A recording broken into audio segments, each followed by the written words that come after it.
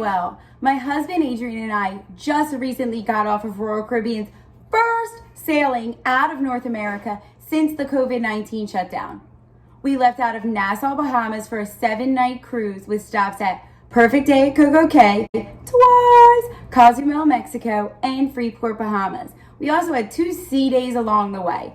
It was an amazing trip. We had such a great time. We met so many great people, but there are things we wish we would have known prior to sailing about this sailing. And, being the first one back, everything was unknown. And believe me, it was unknown. I mean, up to the day of, everything was unknown. So I wanted to make this video to share with you what it was like traveling to Nassau, how it was aboard the cruise in general, and what you can expect if you plan to travel on the Adventure of the Seas out of Nassau this summer. And if I look like an idiot or a fool, I've never done this before. So I'm just hoping that one person watches this video and that one person gets at least one piece of useful information out of what me or my husband when he's here has to say. So let's go.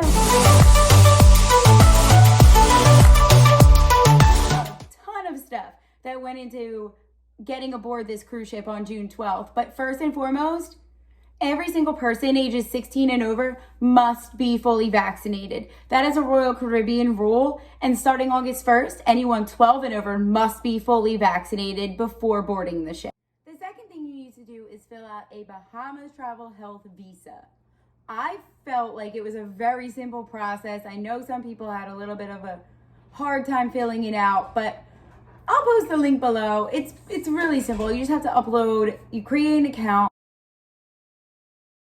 upload your information about yourself, your passport. You need a scanned copy of it or just an uploaded picture.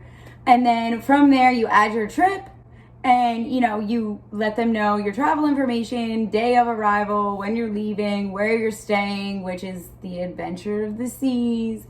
And then you will upload your vaccination card, or if you are under 16, you will upload your negative PCR test within 5 days of arrival to the Bahamas.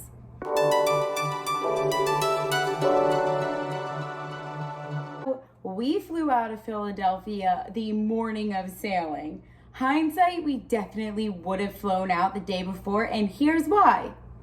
Leading up to the cruise, we had been watching videos and reading people's Facebook comments a few days prior, and some of them were a bit like horror stories.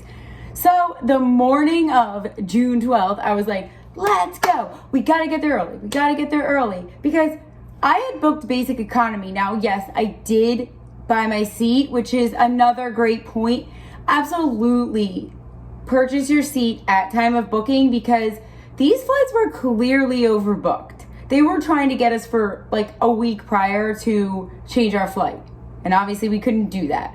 So we were fortunate because, our flight was on time and it got there very early, but it didn't work that way for everyone. If you are able to fly out the day before, I would highly suggest it, because it will make your life so much less stressful, especially because you're getting aboard a cruise ship, which could very well be the first cruise that you're getting aboard since the COVID-19 shutdown. So that's amazing.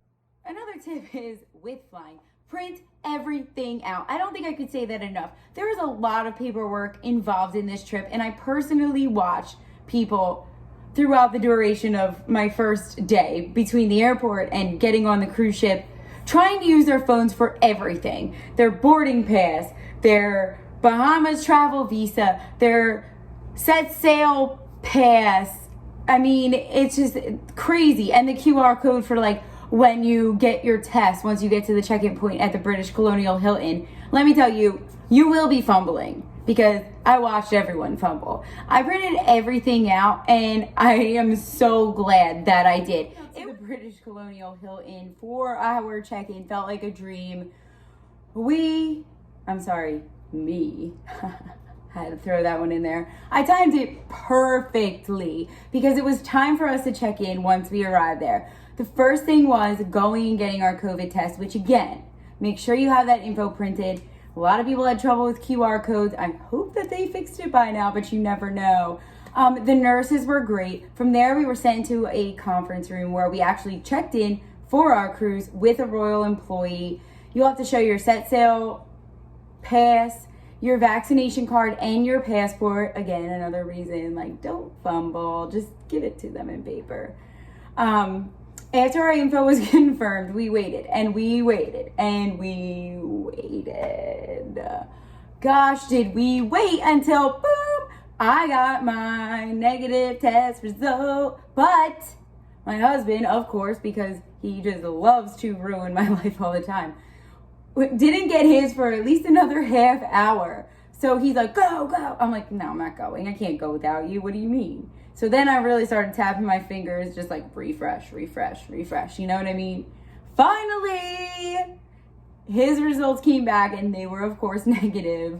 So that was great. We got onto the bus. We headed to the cruise ship. It was the most amazing feeling in the world. And there we were, walking the pier towards Royal Caribbean's Adventure of the Seas for the first cruise out of North America. It was emotional. It was amazing. And it was probably one of the best experiences of my life. I think it was one of the most exciting experiences of my life, to be honest. And I mean, I am just so happy that we were able to be there for it. I mean, it just, there's no like description that could describe to you what it was actually like to be there that day.